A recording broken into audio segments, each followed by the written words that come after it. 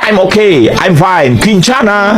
Kincana. Teng neng neng neng neng. Ku menahan rasa sakit. Rasa sakit. Few moments later.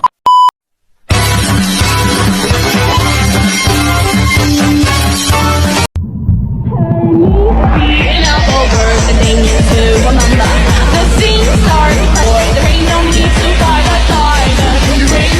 It ain't no big thing. Just show her a little.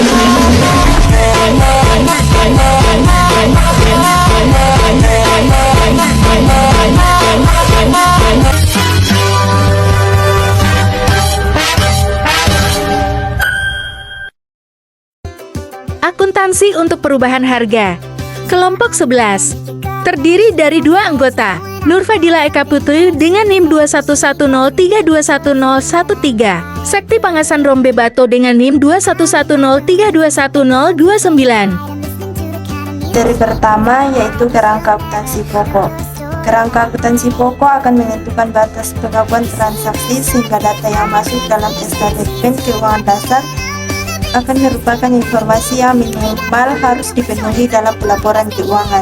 Informasi tambahan atau pelengkap merupakan bagian dari usaha untuk mencapai tujuan pelaporan keuangan.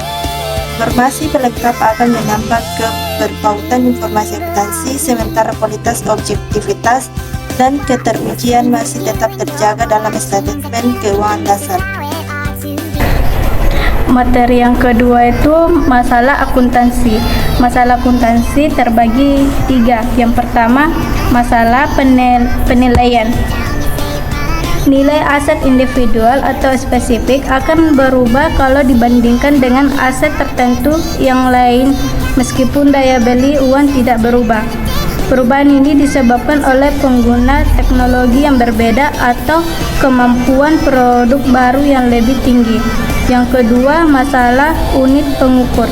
Daya beli uang dapat berubah sehingga unit moneter sebagai pengukur nilai tidak bersifat homogenus lagi kalau dikaitkan dengan waktu. Yang ketiga, masalah mempertahankan kapital.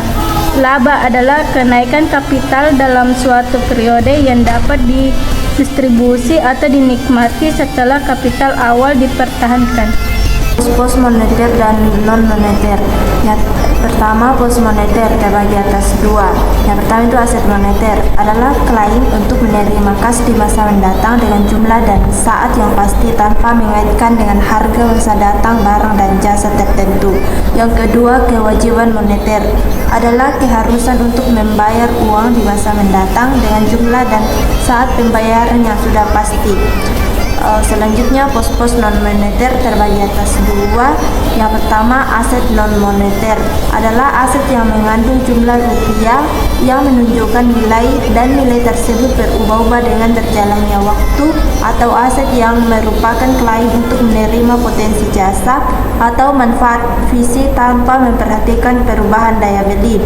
Yang kedua, kewajiban non-moneter adalah keharusan untuk menyerahkan barang dan jasa atau potensi jasa lainnya dengan kuantitas tertentu tanpa memperhatikan daya beli atau perubahan nilai barang atau potensi jasa tersebut pada saat diserahkan. Materi selanjutnya, perubahan harga. Secara umum, perubahan harga adalah perbedaan jumlah rupiah untuk memperoleh barang atau jasa yang sama pada waktu yang berbeda dalam pasar yang sama. Dari segi akuntansi, perubahan harga adalah perbedaan antara kos tercatat suatu objek dan jumlah rupiah yang menggambarkan nilai objek pada saat tertentu.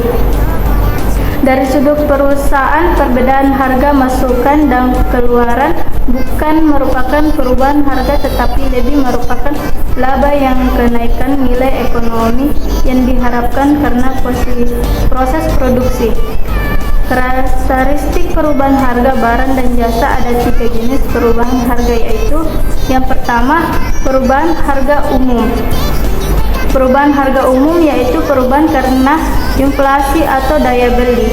Terjadi perubahan meskipun manfaat atau daya tukar barang sama.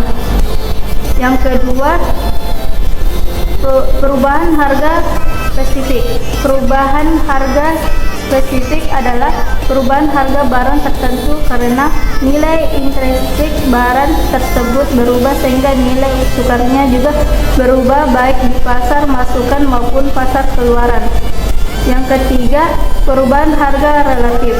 Perubahan harga relatif mengukur tingkat penyimpanan perubahan harga barang atau jasa tertentu terhadap perubahan akibat perubahan tingkat harga umum seluruh barang dan jasa. Perubahan harga relatif adalah perubahan harga setelah pengaruh perubahan daya beli dikeluarkan atau diperhitungkan. Selanjutnya, akuntansi daya beli konstan. Tujuan akuntansi daya beli konstan adalah mempertahankan kapital atas dasar daya beli. Yang pertama, pemilihan indeks harga untuk konversi. Untuk dapat menyajikan statement keuangan berbasis daya beli, data kos historis harus dikonversi menjadi kos daya beli pada saat pelaporan. Yang kedua, keunggulan dan kelemahan. Argumen yang biasanya diajukan untuk mendukung penyajian informasi daya beli konstan adalah: yang pertama, akuntansi daya beli konstan menjadi angka akuntansi lebih bermakna. Yang kedua, dengan akuntansi daya beli konstan, perbandingan antar periode akan memberikan informasi yang lebih bermakna daripada perbandingan atas dasar rupiah nominal. Yang ketiga, perbandingan data antar perusahaan juga akan menjadi lebih berarti dan informatif. Yang keempat, akuntansi daya beli konstan akan menghasilkan informasi laba atas dasar konsep mempertahankan kapital. Yang kelima, pejabat pemerintah sudah terbiasa menganalisis data keuangan atas dasar nilai real sehingga pelaporan keuangan perusahaan dengan menggunakan rupiah nominal kemungkinan dapat menyebabkan kebijakan pemerintah yang merugikan perusahaan. Yang keenam, akuntansi daya beli konstan merupakan sarana mengeluarkan pengaruh perubahan harga umum tanpa harus mengubah atau mengganti struktur akuntansi yang sudah berjalan.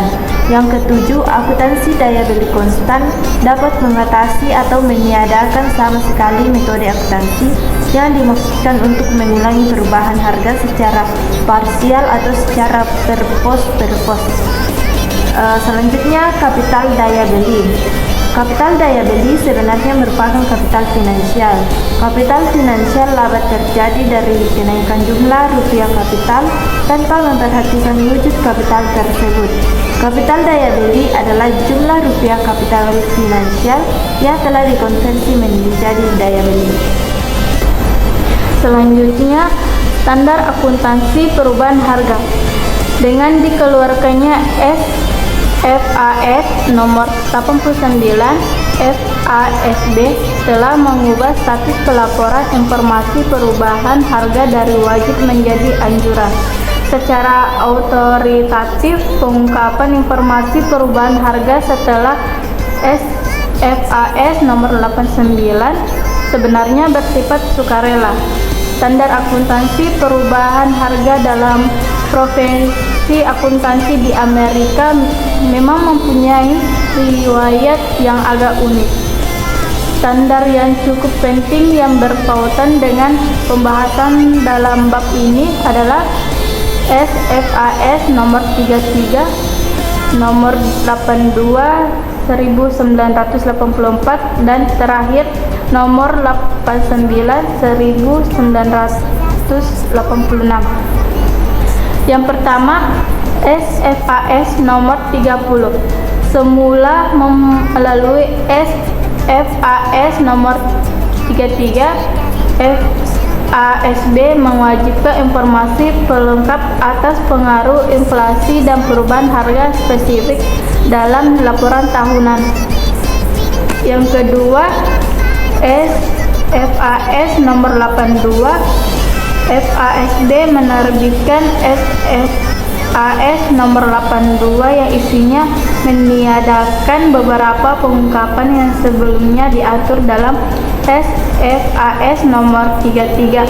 Standar baru ini meniadakan atau membatalkan ketentuan untuk mengungkapkan informasi daya beli konstan. Yang ketiga, SFAS nomor 89. SFAS nomor 89 tidak lagi mewajibkan pengungkapan pengaruh perubahan harga sebagai informasi pelengkap, tetapi sangat menganjurkan pengungkapan tersebut.